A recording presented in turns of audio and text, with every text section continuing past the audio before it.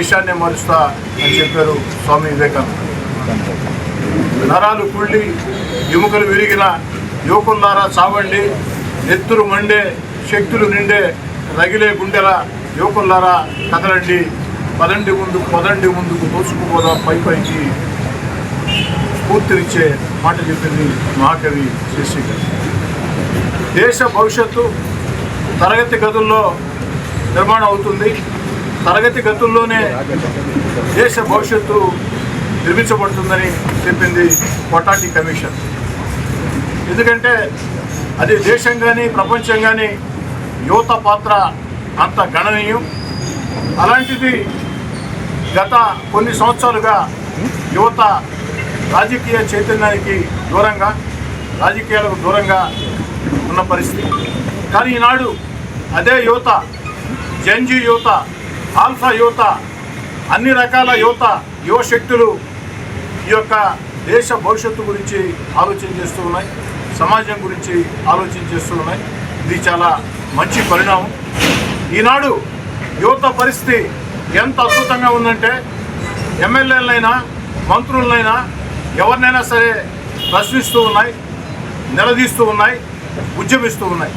ఇది అందరం కూడా స్వాగతించే పరిణామం. ఎందుకంటే ఈ దేశ భవిష్యత్తు బాగుంటేనే ఈనాటి యువత భవిష్యత్తు బాగుంటుంది. ఈ దేశ భవిష్యత్తు బాగుండాలంటే ఈనాటి యువత ఒక మంచి ఆలోచన చేయాలా.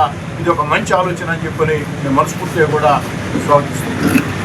ఈ పరిస్థితుల్లో నెల్లూరు రూరల్ నియోజకవర్గంలో 20,000 మంది యువతతో నేరుగా మాటామంతి కార్యక్రమం నిర్వహించాలని, 51 రోజుల పాటు ఈ యొక్క జెన్జీతో మాటామంతి కార్యక్రమాలు ఉంటాయి.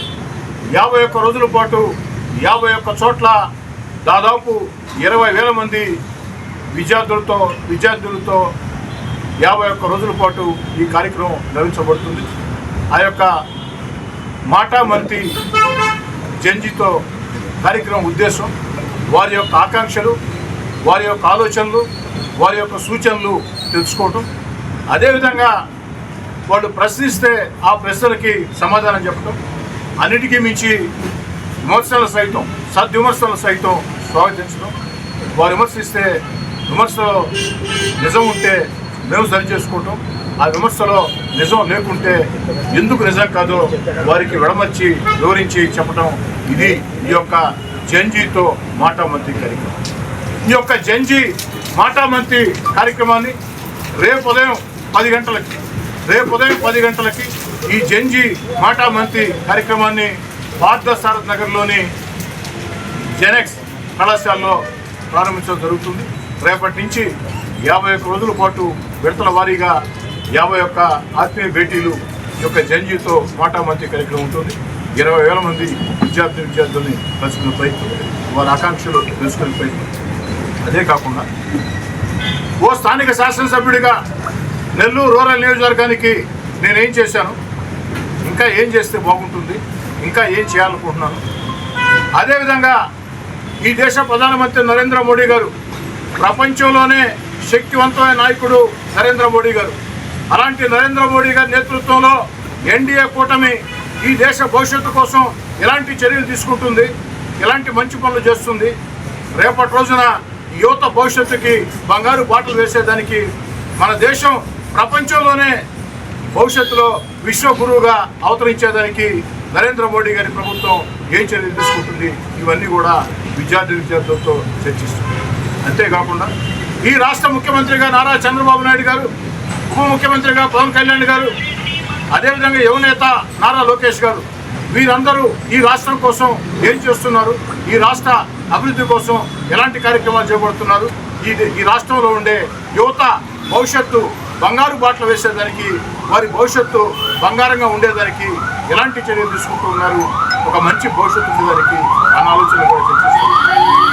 మరీ ముఖ్యంగా నారా లోకేష్ గారు ఎన్నో వ్యయ ప్రయాసాలకు వచ్చి అటు ప్రైవేట్ ప్రభుత్వ రంగాల్లో ఉద్యోగాల భర్తీకి తీసుకున్న చర్యలు, ఈనాడు నారా లోకేష్ గారు పట్టుదలతో చంద్రబాబు నాయుడు గారు ఆలోచనల్ని ఆచరణలో పెడుతూ ప్రపంచంలో ఉండే పారిశ్రామికవేత్తలతో, దేశ విదేశాల్లో ఉండే పారిశ్రామికవేత్తలతో నిరంతరం సంప్రదిస్తూ ఆంధ్రప్రదేశ్ పెట్టుబడులకి స్వర్గధామం, ఆంధ్రప్రదేశ్లో పెట్టుబడులు పెట్టండి అని చెప్పని ఆకర్షిస్తూ ఈ దేశంలో ఉండే ఇతర రాష్ట్రాలు సైతం అసూయపడే రీతిలో అసూయపడే రీతిలో లక్షల కోట్ల పెట్టుబడులు నారా లోకేష్ గారు ఆంధ్ర రాష్ట్రానికి తీసుకొచ్చారు. ఎందుకని చెప్తున్నానంటే ఎన్నికల్లో చెప్పాం, 5 సంవత్సరాల్లో తెలుగుదేశం పార్టీ కూడా అధికారంలోకి వచ్చిన తర్వాత ప్రభుత్వ రంగాల్లో అక్షరాల 20 లక్షల మందికి ఉద్యోగాలు ఇస్తామని చెప్పిన మాట కట్టుబడి 26 నెలల తెలుగుదేశం పార్టీ కూటమి పరిపాలనలో అక్షరాల 7,28,347 మందికి ప్రభుత్వ రంగాల్లో ఉద్యోగాల కల్పనలో ఉద్యోగాలు ఇప్పించడం జరిగింది. అంతేకాదు 29 లక్షల కోట్ల పెట్టుబడులతో 24 లక్షల ఉద్యోగాలకి 29 లక్షల కోట్ల పెట్టుబడులతో 24 లక్షల ఉద్యోగాల కోసం ఒప్పందాల దిశగా అడుగులు పడుతూ ఉన్నాయి, ఒప్పందాలు జరుగుతాయి. ఎవరైనా ఊహించావా ఇన్ని భారీ పరిశ్రమలు ఆంధ్రప్రదేశ్కి వస్తాయని? ఈనాడే కాదు, గతంలో కూడా నేను చెప్పడం జరిగింది. 30 సంవత్సరాల ముందు చంద్రబాబు నాయుడు గారు ముఖ్యమంత్రిగా కంప్యూటర్లు అంటే చాలామంది హేళన చేశారు. కంప్యూటర్లు కూడు పెడతాయా, కంప్యూటర్లు గూడు పెడతాయి. ఆ రోజు మేము కూడా నిజమే కదా, కంప్యూటర్లు గూడు పెడతాయా ఏంది కంప్యూటర్లు అని ముఖ్యమంత్రి చంద్రబాబు గారు మాట్లాడుతూ ఉన్నారు. ఆ దిశగా ప్రయత్నాలు చేస్తూ ఉన్నారు. కానీ వాళ్ళు వెనక్కి తగ్గల, ఆ దిశగా ముందుకు సాగారు. ఆ తర్వాత మీకు తెలుసు, కంప్యూటర్లు గూడు కట్టించాయి. కంప్యూటర్ల వల్ల, ఆ యొక్క సాఫ్ట్వేర్ ఉద్యోగాల వల్ల ఆంధ్ర రాష్ట్రంలో 2 తెలుగు రాష్ట్రాల్లో ఎన్ని లక్షల మంది మేలు జరిగిందో మీకు అందరూ కూడా తెలుసు. ఈరోజు ప్రపంచంలో ఎక్కడికి వెళ్ళినా తెలుగు వాళ్ళు ఆ యొక్క సాఫ్ట్వేర్ రంగంలో ఉన్న స్థానంలో ఉన్నారంటే, మంచి ఉద్యోగాలు వచ్చాయంటే అందరికంటే ముందు చూపుతో ఈ దేశంలో ఏ ముఖ్యమంత్రి కింద ఊహించని రీతిలో ముందుగానే చంద్రబాబు నాయుడు గారు 30 ఏళ్ల ముందే ఆంధ్రప్రదేశ్లో ఐటీని ప్రోత్సహించబట్టే ఇవన్నీ కూడా సాధ్యం.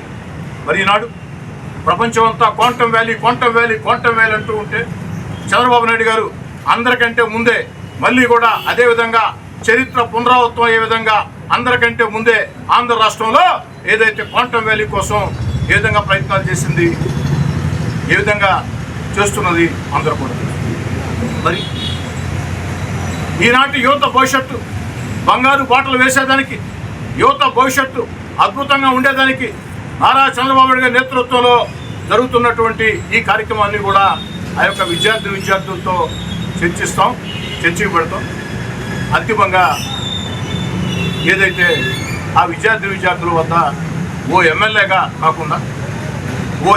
కాకుండా ఈ జంజీతో మాటామంతి కార్యక్రమం ఏ విధంగా సాగుతుందంటే, కుటుంబ వాతావరణంలో కుటుంబ సభ్యుల్లాగా వాళ్ళ దగ్గరికి వెళ్ళి ప్రతి ఒక్కరికి కూడా అక్కడ ఎంతమంది కావాలైనా మాట్లాడవచ్చు, ప్రశ్నించవచ్చు, నిలదీయచ్చు, అన్నిటికీ కూడా సాధారణంగా స్వాగతిస్తాం. దాంట్లో ఎలాంటి అనుభవం లేదు.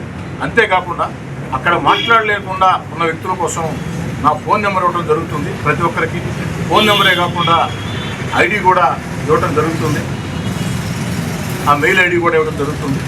తద్వారా నేరుగా ఆ యొక్క యువతతో నెల్లూరు రూరల్ నియోజకవర్గంలో 20,000 మంది విద్యార్థులతో, దాంట్లో ఇంటర్మీడియట్ కావచ్చు, డిగ్రీ కావచ్చు, ఇంజనీరింగ్ కావచ్చు, ఎంబీఏ కావచ్చు, ఎంసీఏ కావచ్చు, అనేక రకాల పాలిటెక్నిక్ కావచ్చు, ఐటీఐ కావచ్చు, అనేక రకాలుగా వివిధ తరగతుల్లో ఉన్నటువంటి వారందరితో కూడా చర్చించి ఆ యొక్క వారి ఆలోచన ఆకాంక్షలు తెలుసుకుంటూ ముందుకు సాగుతామని రేపటి నుంచి ఈ కార్యక్రమం ప్రారంభమవుతుంది.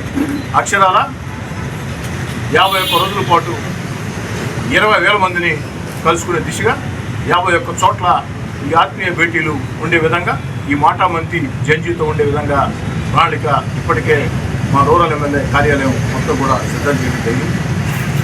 ఆ దిశగా ముందుకు సాగాలని, ఇందుకు మీ అందరి సహకారం కూడా కావాలని, మీ ద్వారా ప్రజలకు పిలుపునిచ్చేది ఒకటే, మీకు ఎలాంటి ఆకాంక్షలు ఉన్నా మీ బిడ్డల్ని ప్రశ్నించమని చెప్పండి.